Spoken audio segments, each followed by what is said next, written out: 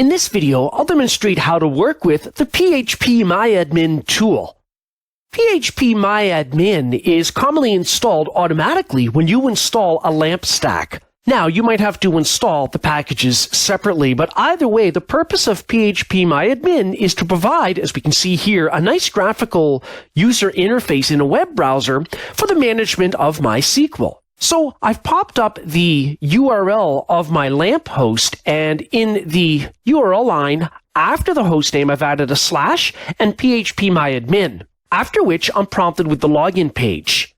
Now, depending on how you installed your LAMP stack will determine exactly what the username and password are for PHP MyAdmin. Maybe you've done it manually so you know those credentials, or maybe you deployed your LAMP stack from a cloud template, in which case, refer to the cloud template documentation to find out the username and password. So I've put in the credentials. I'm going to go ahead and click Go. So what are some common tasks that an administrator would perform in here? Well, one of the things that we should notice on the left is, because this interface is with MySQL, is it's giving a list of databases over here that we've got in our environment. For example, there's the default MySQL database, but we can also click on the various buttons across the top to administer different aspects of our MySQL environment. So for example, let's click on Databases.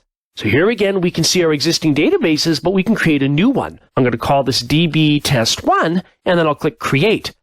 So we can see on the left now in the navigator, there's our new database, and it's taken us into that database in the right-hand frame where we can create a table. We'll call this table Test1, and maybe we'll just have 2 columns in it, and I'll click Create Table. Or rather, I'll click the Go button in the bottom right.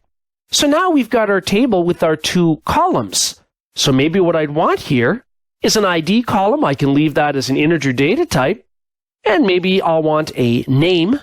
And of course, in that case, I'll choose text, and I could set things like lengths and so on. But at this point, I'm going to click Save. And the cool thing about PHP MyAdmin is when you do a lot of work in here. So for example, let's go to the Insert button at the top to add a row.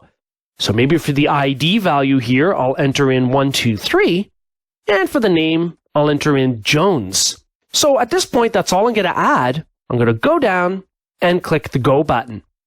And notice that the PHP MyAdmin tool generates the SQL statement related to what I've just done. In this case, I've inserted a row into my table. It lists here the columns and the associated values that go along with those listed columns. So we can work with that kind of information. We can also import from a file a list of records or rows that we want to put into a table to populate it that way. And again, bear in mind, you might say, how does it know which table? Well, look at the left-hand navigator. So I'm under DB Test1, and I'm in my table, Table Test1.